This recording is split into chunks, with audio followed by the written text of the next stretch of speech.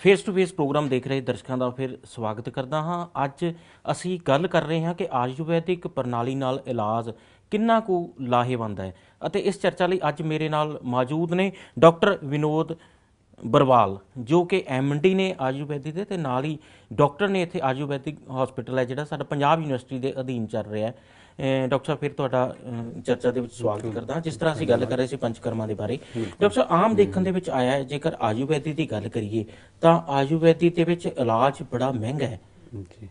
ਜੇ ਇੱਕ ਪਰਿਵਾਰ ਦੇ ਵਿੱਚ ਬਿਮਾਰੀ ਆ ਜਾਵੇ ਤੇ ਕਹਿੰਦੇ ਸਾਰਾ ਪਰਿਵਾਰ ਕਰਜ਼ਈ ਹੋ ਜਾਂਦਾ।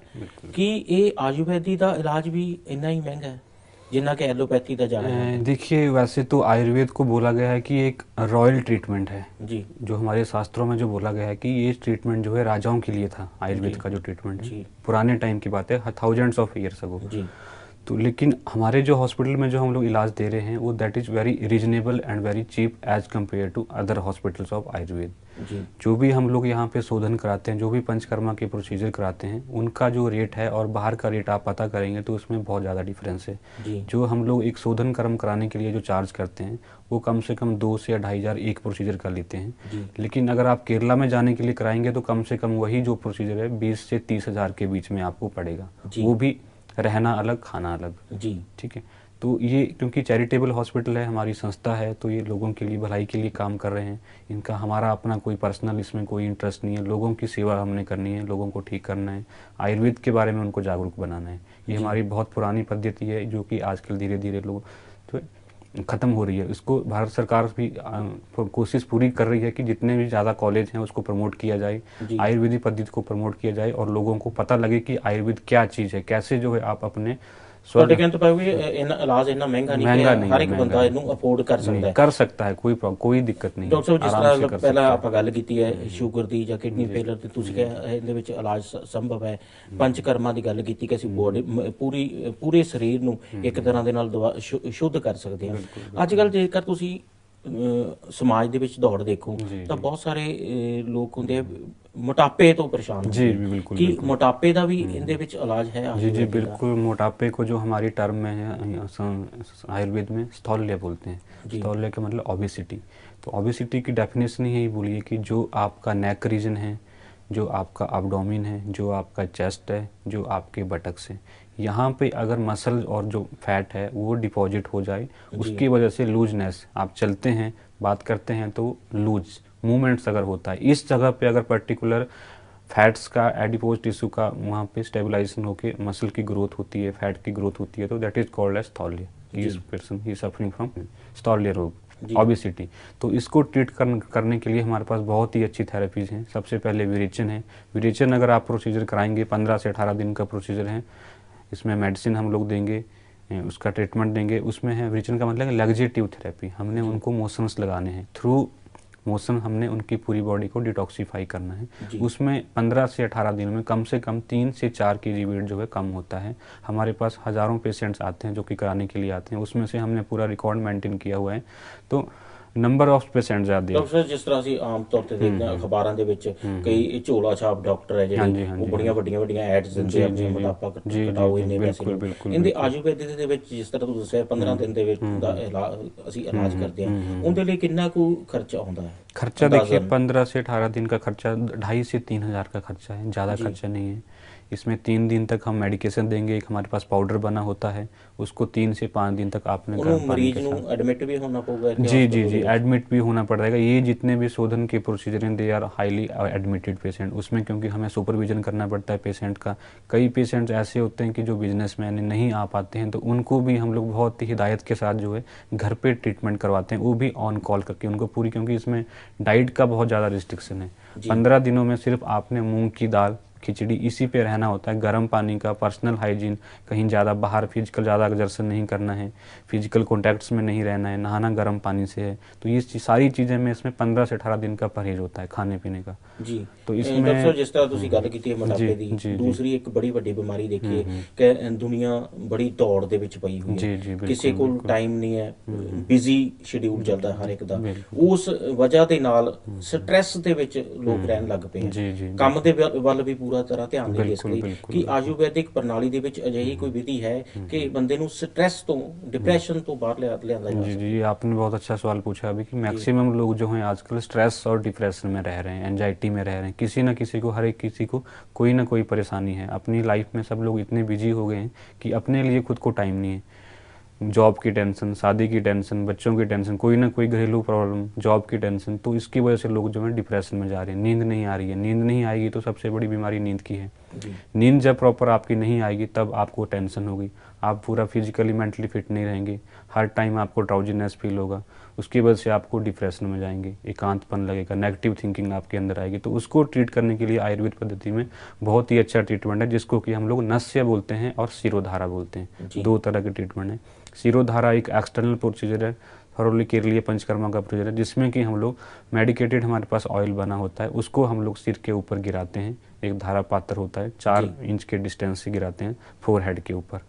दूसरा है नस्य। नस्य में हम लोग जो है नेसल ड्रॉप्स, जो है मेडिकेटेड ऑयल रहता है, उसको नाक में ड्रॉप्स डालते हैं। जी ये 8 दिन का रहता है और वो भी 8 दिन का मिनिमम रहता है। मैक्सिमम जो है हम उसको एक्सटेंड कर सकते हैं as per the condition of the patient. जी। तो उसमें बहुत ही अच्छे रिजल्ट मिलते हैं हमें। थर्ड है पादाभ्यंग, कि हमने उसके पाँव पे ਇਹਦੇ जो है ਲਈ ਡਾਕਟਰ मालिश ਸਾਹਿਬ ਕਿੰਨਾ ਕੁ ਖਰਚਾ ਆਉਂਦਾ ਤੁਹਾਡਾ आयुर्वेदिक ये प्रोसीजर करने के लिए हमारा दोनों मिला के कम से कम 4 से 5 हज़ार का खर्चा है मिनिमम, जो मैंने 8 से 10 दिन ਇਹਦੇ का ਚ ਵੀ बताया आपको। ਮਰੀਜ਼ ਨੂੰ ਦਾਖਲ ਰਹਿਣਾ ਪੈਂਦਾ जी ਹਸਪਤਾਲ जी, ਦੇ ਵਿੱਚ? दाखिल रहना पड़ता है, पर ये 2 तरह के प्रोसीजर होते हैं। इसमें पेशेंट को हम ओपीडी बेस पे भी करा सकते हैं, कि पेशेंट आया, 2-3 प्रोसीजर करने के बाद हमें 3-4 घंटे के लिए पेशेंट को बाहर नहीं भेजते हैं, क्योंकि रूम टेम्परेचर का वेरिएशन होता है। जो हम प्रोसीजर करते हैं अंदर का टेम्परेचर हम मेंटेन करके रखते हैं। एकदम से बाहर जाएगा पेशेंट तो वहाँ का टेम्परेचर वेरी होता है, तो उसके मेटाबॉलिक डिसऑर्डर्स में प्रॉब्लम्स हो ਡਾਕਟਰ सकती ਜਿਸ हैं। ਤਰ੍ਹਾਂ ਮੈਂ ਪਹਿਲਾਂ ਗੱਲ ਕੀਤੀ ਸੀ ਝੋਲਾ ਛਾਪ ਡਾਕਟਰਾਂ ਦੀ, ਜੀ, ਜਿੱਥੇ ਜੀ। ਅਸੀਂ ਮੋਟਾਪੇ ਦੇ ਇਸ਼ਤਿਹਾਰ ਵਿਗਿਆਪਨ ਦੇਖਦੇ ਹਾਂ, ਜੀ। ਉੱਥੇ ਇੱਕ ਸਭ ਤੋਂ ਵੱਡੀ ਸਮੱਸਿਆ ਜਿਹੜੀ ਸਮਾਜ ਦੇ ਵਿੱਚ ਹੈ ਹਕੀਕਤ ਦੇ ਵਿੱਚ ਬਾਂਝਪਨ ਦੀ, ਕਿ ਕਈਆਂ ਦੇ ਔਲਾਦ ਨਹੀਂ ਹੁੰਦੀ।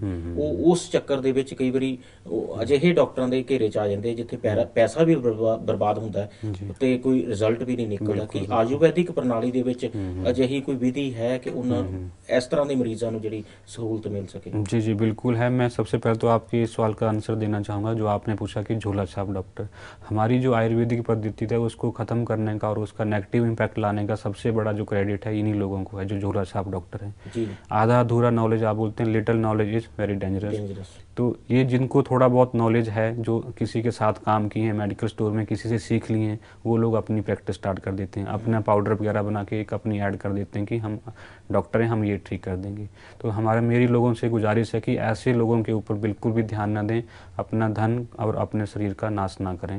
जो रजिस्टर्ड डॉक्टर हैं, जो कि अच्छे प्रैक्टिशनर हैं, उन्हीं के पास जाएं, जिनका रजिस्टर्ड नंबर हो, कोई अच्छी जगह से डिग्री किए हुए, अच्छी जगह पे काम किए हुए हैं, उन्हीं के पास जाएं आप, और ऐसे झोला डॉक्टरों के पास ना जाएं। मेरा दूसरा सवाल इनफर्टिलिटी के ऊपर मैं आ रहा हूँ। इनफर्टिलिटी क्या, मेल इनफर्टिलिटी और फीमेल इनफर्टिलिटी, 2 तरह के एस्पेक्ट होते हैं। मेल जिसमें कि जो बांझपन आप जो लोकल वर्ड्स में यूज करते हैं, औरतों का एक मेन रहता है जिसको कि फीमेल इनफर्टिलिटी बोलते हैं। दूसरा है मेल की, अगर पुरुष को, मेल को कोई प्रॉब्लम है तो जी, इसमें बहुत ही कारगर ट्रीटमेंट है मेल्स के लिए।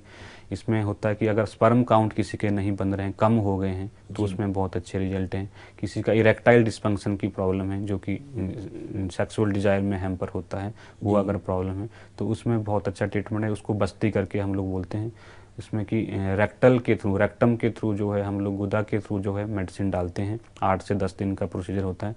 दूसरा है कि हम लोग जो हमारी जननेंद्रिय रहती है, पेशाब का जो रास्ता है, उस रास्ते से कैथेटर के थ्रू हम बिल्कुल फाइन ऑयल रहता है उसको इंस्टेल करते हैं।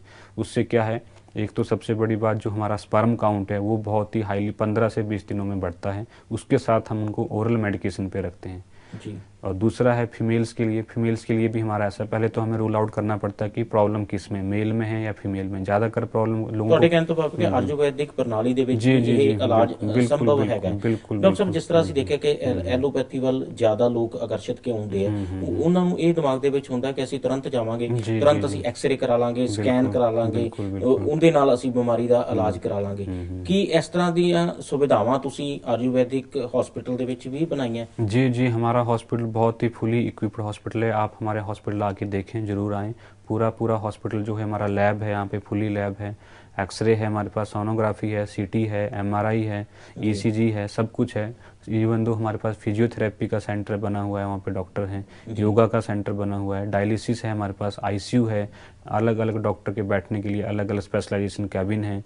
तो बहुत ही अच्छे तरीके से बना हुआ है जिस तरह हॉस्पिटल। ਤੁਸੀਂ ਐਮਆਰਆਈ ਦੀ ਗੱਲ ਕੀਤੀ ਜਾਂ ਡਾਇਲਿਸਿਸ ਦੀ ਗੱਲ डायग्नोसिस ਕੀਤੀ ਕਿ ਇਹਨਾਂ ਦੇ ਵਿੱਚ ਵੀ ਰੇਟਾਂ ਦੇ ਵਿੱਚ ਕੋਈ बिल्कुल ਪ੍ਰਾਈਵੇਟ बिल्कुल ਨਾਲੋਂ ਛੋਟ है? बिल्कुल मरीज बहुत ਤੁਹਾਡੇ ਵੱਲ ਆਵੇ? 800 रुपये में हमारा डायलिसिस हो रहा है यहाँ पे। आप पता जी कर लीजिए, बाहर के हमारे 1000-1200 से कम कोई नहीं करता है जी जो भी चैरिटेबल है। तो 800 सबसे रिजनेबल रेट है जो आप पूरे चंडीगढ़ में पता कर लें। ये जी अभी रिसेंटली हमारा ओपन हुआ है ऊपर। वैसे ये आयुर्वेद के अंडर तो नहीं आता है, लेकिन हमने उसको डेवलप किया है इक्वैथी को, थ्रू हमारे मॉडर्न कंसल्टेंट की हेल्प से।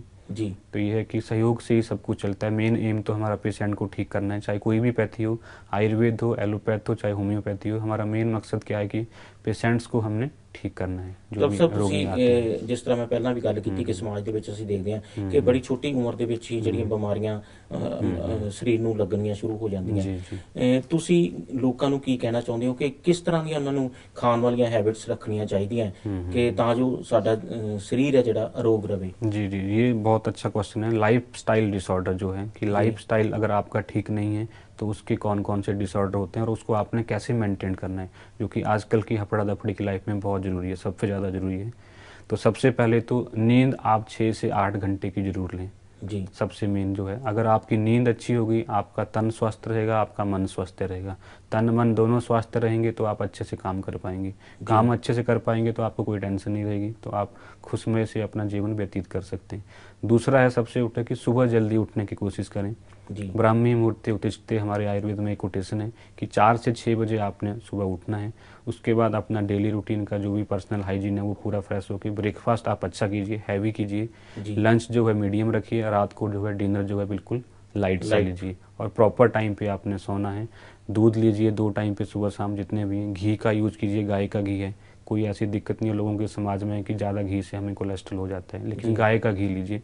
गाय का घी कभी भी कोलेस्ट्रॉल को ज़्यादा नहीं होने देता है, लाइट रहता है, हल्का रहता है। क्योंकि जैसे आप लोगों ने सुना होगा कि साइकिल चलती है उसमें ग्रीसिंग डालते हैं तब वो चेन चलती है, तो वैसे ही हमारे शरीर में भी कफ जो है उसको मेंटेन करने के लिए जितने भी हमारे जॉइंट्स हैं, मोबिलिटी है, उसको भी वैसी तरह की ग्रीस ਤੁਸੀਂ की ਘਿਓ ਦੀ जरूरत ਵਰਤੋਂ ਦੀ पड़ती है। ਗੱਲ ਕੀਤੀ ਜੇਕਰ ਅਸੀਂ ਆਮ ਐਲੋਪੈਥੀ ਦੇ ਇਲਾਜ ਦੇਖੀਏ ਜਾਂ ਆਮ ਲੋਕਾਂ ਦੇ ਵਿੱਚ ਅੱਜ ਕੱਲ੍ਹ ਜਦੋਂ ਜਿਵੇਂ ਜਿਵੇਂ ਅਸੀਂ ਵੈਸਟਰਨ ਕਲਚਰ ਅਡਾਪਟ ਕੀਤਾ ਹੈ ਉਹਨਾਂ ਦੇ ਵਿੱਚ ਇੱਕ ਪ੍ਰਵਿਰਤੀ ਬਣ ਗਈ ਹੈ ਕਿ ਘਿਓ, ਦੇਸੀ ਘਿਓ ਬਿਲਕੁਲ ਨਹੀਂ ਖਾਣਾ ਚਾਹੀਦਾ, ਵੀ ਸਾਡੇ ਫੈਟ ਵਧਾਉਂਦਾ, ਸਾਨੂੰ ਦਿਲ ਦੀਆਂ ਬਿਮਾਰੀਆਂ ਲਾਉਂਦਾ।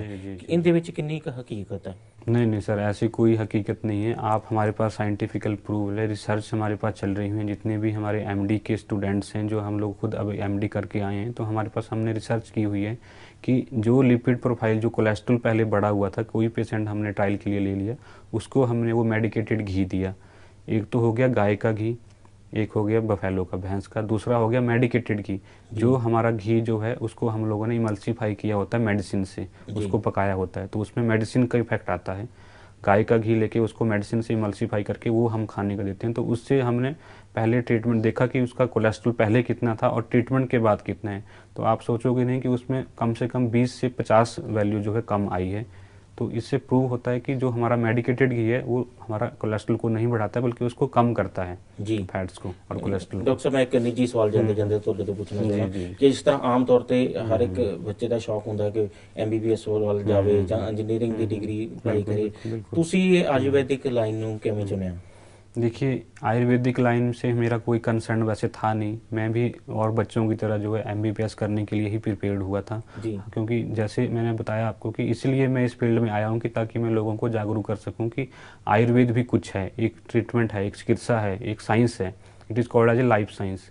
तो मेरे ब्रदर जो हैं एलोपैथ मेडिसिन में हैं, वो वहाँ पे हिमाचल में गवर्नमेंट जॉब में हैं। तो हमारे फैमिली में कोई आयुर्वेद का नहीं था। मेरा जो लेकिन इंटरेस्ट जो जागरूक हुआ, मेरे गाइड जब एमडी में आने के बाद मुझे पता लगा कि आयुर्वेद कितना डीप रूटेड है और इसमें हम कितना अच्छा काम कर सकते हैं, लोगों की सेवा कर सकते हैं। जी तो मैं लोगों से यही गुजारिश करूँगा कि ये लाइफ साइंस है, it's not a general science. ये पूरी लाइफ के बारे में हमें सिखाता है।